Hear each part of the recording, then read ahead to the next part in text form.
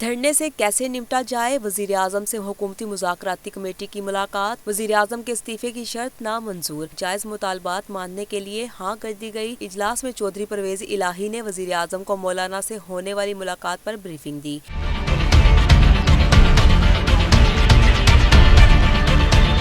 عمران خان نے مذاکرات میں اہم کردار ادا کرنے پر چودھری برادران کا شکریہ ادا کیا۔ ذرائع کے مطابق کپتان نے کہا کہ حکومتی کمیٹی مکمل اختیار کے ساتھ رہبر کمیٹی سے مذاکرات کرے، اپوزیشن سنجیدہ مذاکرات چاہتی ہے تو مثبت جواب دیا جائے گا۔